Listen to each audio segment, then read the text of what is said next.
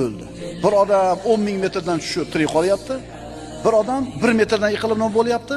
Shuning uchun birodar, sen Allohga muhtojsan, sen faqirsan. Qanchalar buni tushunsang va qanchalar qalbingga mustahkam joylasang, Allohga intilayotganingni ko'rasan, rohatdaligini topasan o'zing.